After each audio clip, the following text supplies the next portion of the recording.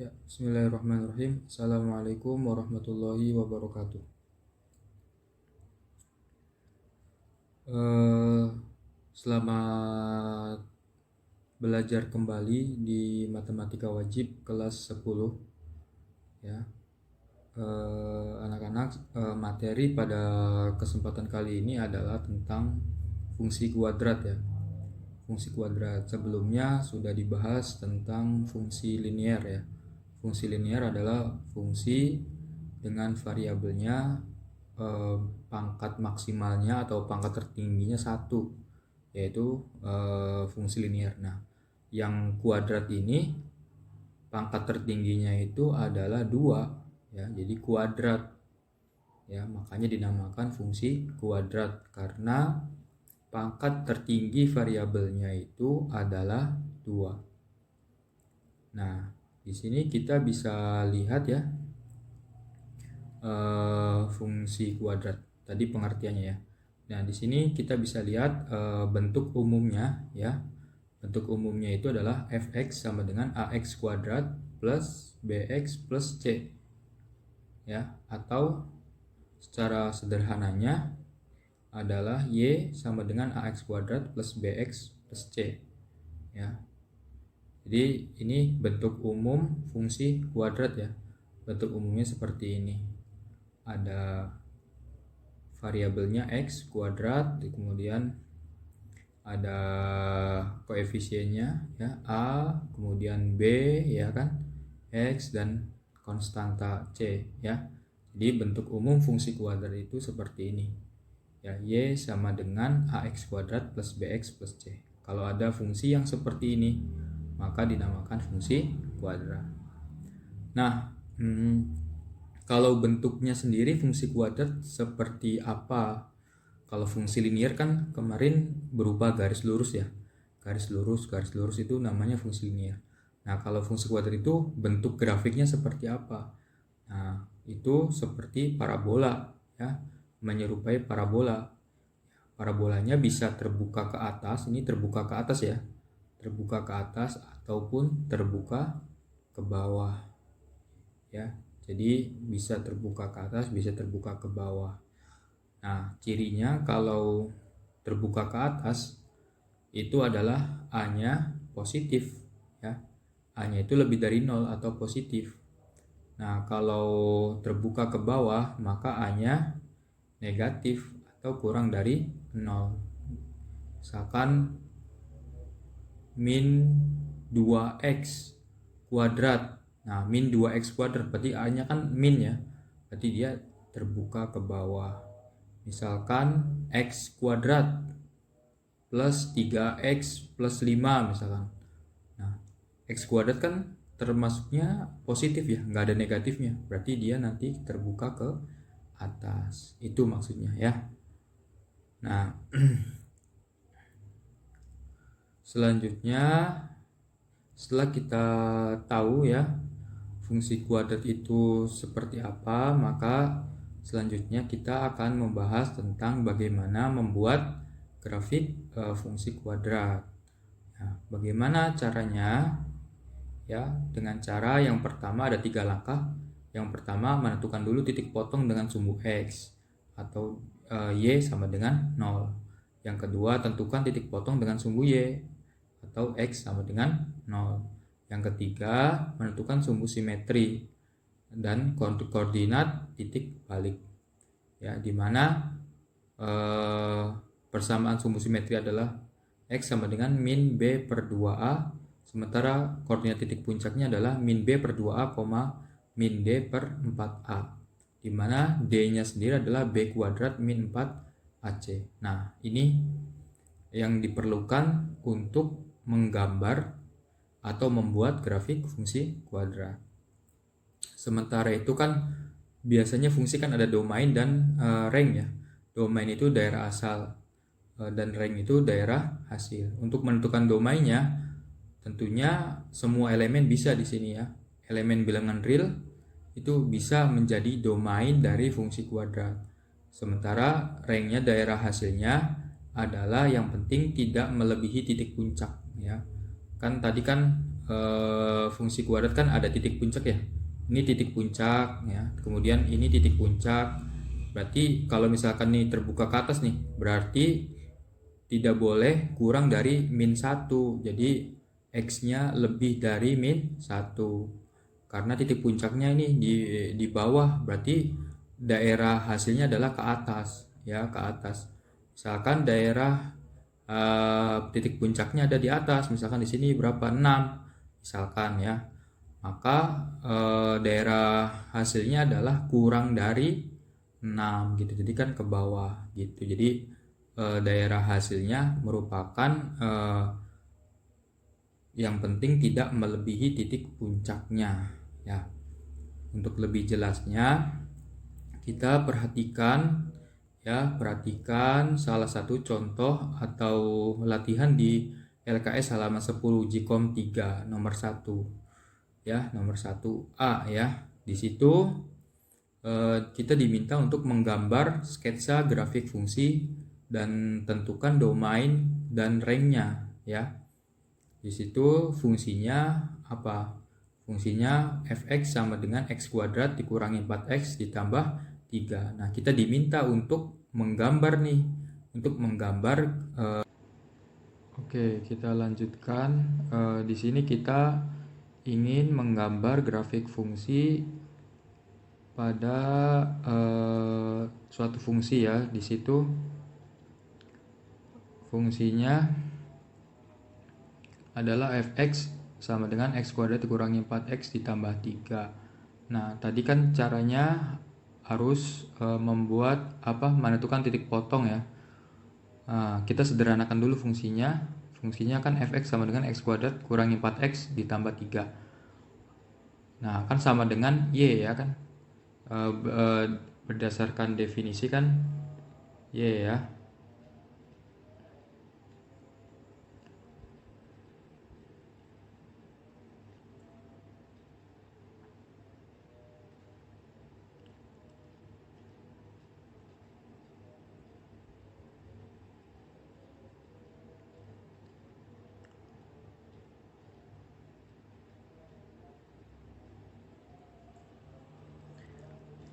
Di situ jadi y sama dengan x kuadrat dikurangi 4x ditambah 3. Nah, kita kan pengen membuat grafik fungsi kuadrat, maka kita harus tentukan dulu titik potong dengan sumbu x atau y sama dengan 0. Y sama dengan 0 berarti tadinya fungsinya adalah tadi di atas kan y sama dengan x kuadrat dikurangi 4x ditambah 3, menjadi karena y-nya 0 jadi 0 sama dengan x kuadrat dikurangi 4x ditambah 3. Kemudian difaktorkan menjadi ya 0 sama dengan x min 3, kemudian dalam kurung lagi x min 1, sehingga menjadi x min 3 sama dengan 0. X nya 3 nya dipindah dari sebelah kiri ke sebelah kanan, tadinya negatif jadi positif, jadi x sama dengan 3. Atau x dikurangi 1 sama dengan 0. Nah, min 1 nya pindah ke sebelah kanan, jadinya x sama dengan 1. Sehingga titik potong dengan sumbu x nya adalah tadi x nya 3 ya, berarti 3, y nya tadi 0, berarti 0. Dan tadi x yang keduanya adalah 1, y nya tadi 0, jadi 1,0. Nah, itu titik potong dengan sumbu x ya. 1 udah. Sekarang yang keduanya tadi sumbu x, sekarang titik potong dengan sumbu y. Sumbu y berarti x sama dengan 0. Nah, di sini tulis x sama dengan 0.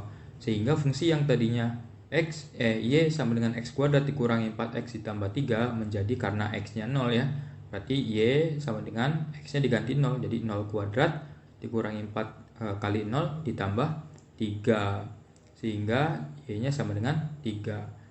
Karena itu titik potongnya adalah x-nya 0, y-nya 3, jadi 0,3. Nah, oke. Nah, udah. Langkah yang kedua sudah. Sekarang langkah yang ketiga, kita menentukan sumbu simetri dan titik koordinat titik balik ya. Sebenarnya ini satu arah ya, satu arah. Nah, kita ikuti bentuk umumnya, yaitu Y sama dengan A X kuadrat ditambah BX tambah C. Kan tadi kan Y sama dengan X kuadrat min 4X ditambah 3 ya. Maka persamaan sumbu simetrinya adalah X sama dengan min B per 2A. Ya, sehingga X sama dengan B. B kan di sini ya, di tengah ya. Berapa tuh B-nya? Min 4. Berarti kita tulis di sini min 4 per 2 dikali A. A-nya berapa di sini? A kan di depan ya, A di depan. Di sini kan sebenarnya ada angkanya 1 ya. 1 kali X kuadrat ya, karena 1 itu dianggap ya sudah bisa dihilangkan saja, nggak apa-apa dihilangkan, berarti ini sebenarnya ada angka satunya ya. Jadi 2 dikali 1. Min 4 per 2 kali 1, 2. Min dikali min jadi apa? Plus ya, jadinya 4 per 2. Sehingga X-nya sama dengan 2. Nah, itu nanti sebagai sumbu simetrinya. Kemudian titik puncaknya, titik baliknya ya, dengan rumus min B per 2A, min D per 4A. Tadi kan udah dicari ya, min B per 2A sama dengan 2. Berarti udah kita langsung aja ini ditulis 2 ya. Sehingga kita cuma mencari ininya saja nih, yang min D per 4A. Nah, tadi ya, sekarang tinggal mencari min D per 4A. Nah, kita cari min D per 4A, di mana D-nya itu adalah rumusnya adalah B kuadrat min 4AC min D. Nah, sekarang kita cari apa tadi? Min D per 4A ya. Berarti kita cari min D per 4A, di mana D-nya tadi B kuadrat min 4AC. Sehingga di sini tadinya min D, berarti min D-nya diganti. Jadi apa? B kuadrat min 4AC per 4A. Ya, dimana kemudian langkah selanjutnya kita ganti nih B kuadrat B. Tadi B-nya berapa tadi di sini di atas? B-nya min 4 ya. Berarti kita B kuadrat berarti min 4 kuadrat dikurangi 4 dikali A. A-nya berapa? A-nya tadi di sini ada angka satunya sebenarnya ya. Berarti A-nya 1 dikali C. C-nya berapa? Di sini di atas 3. Berarti dikali 3 per 4 kali A. 4A ya. 4 kali A-nya tadi 1. Berarti 4 kali 1. Sehingga didapat min 4 kuadratnya 16, min 4 kali 1 min 4, min 4 kali 3 nya min 12, jadi per 4. Kemudian 16 dikurangi 12 jadi berapa? 4 per 4 min ya. Min 4 dibagi 4 jadi min 1. Nah, sehingga koordinat titik puncak atau titik baliknya adalah tadi ya, yang ininya hasilnya 2, berarti 2, yang ini min D per 4A-nya hasilnya min 1, berarti 2, min 1. Nah, kalau sudah langkah-langkahnya sudah semua, berarti kita tinggal menggambarnya ya, menghubungkan titik-titiknya. Tadi titik-titiknya kan sudah kita dapatkan. Titik potong dengan sumbu X ada 3,0, 1,0 ya. Kemudian titik potong sumbu Y-nya di 0,3. Kemudian titik puncaknya kita sudah dapat min 2, min 1. Menjadi patokan kita menggambar koordinat kartesiusnya. Ya, tadi kita dapatkan 3,0 ya. 3,0 berarti di mana? Nah, di sini nih. 3 x-nya 3 ya. Ini kan sumbu X ya. Ini sumbu X, jadi X-nya 3, Y-nya 0. Berarti di sini.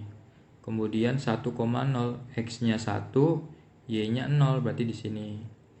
Kemudian 0,3, X-nya 0, Y-nya 3, berarti di sini. Kemudian titik puncaknya di 2, min 1. X-nya 2, Y-nya min 1, berarti di sini. Nah, sehingga kalau digambar ya, kalau digambar itu tarik aja dari atas, tarik, nah ke bawah terus ke atas lagi. Nah, ini parabolanya terbuka ke atas ya, terbuka ke atas. Nah, itu gambarnya ya. Gambarnya. Kemudian kita ingin menentukan domain dan ranknya. Tadi kan sudah dibahas ya. Berarti domain tidak masalah karena domain itu semua bilangan real. Jadi X elemen real. Jadi semua bilangan bisa dijadikan sebagai daerah asal. Kemudian ranknya adalah daerah hasil. Daerah hasil tidak melebihi titik puncak. Titik puncaknya di mana? Titik puncaknya di -1 ya. Titik puncaknya di -1. Berarti daerah hasilnya adalah Y lebih dari -1 karena dia ke atas. Ya, jadi tidak ke bawah, tapi dia lebih dari -1 karena ke atas. Jadi daerah hasil atau ranknya adalah Y sama dengan lebih dari -1. Nah, itu saja pembahasan tentang fungsi kuadrat ya. Fungsi kuadrat sebenarnya sudah sering dibahas tentang fungsi kuadrat di materi-materi sebelumnya, cuma ini mengulang karena persamaan kuadratnya dikaitkan dengan fungsi. Nah, kalau dikaitkan dengan fungsi maka jadilah seperti ini. Sampai di sini saja. Ya, semoga dapat dimengerti tentang fungsi kuadrat. Ya, nanti kalau ada pertanyaan silahkan ditanyakan. Nah, untuk tugasnya sendiri kalian buka LKS-nya halaman 10 uji kom 3 yang nomor 1D-nya ya. Yang nomor 1D-nya itu silahkan kalian coba seperti contoh ya. Contoh yang sudah dijelaskan. Sampai di sini dulu materinya. Selamat belajar dan sukses selalu. Amin. Terima kasih. Wassalamualaikum warahmatullahi wabarakatuh.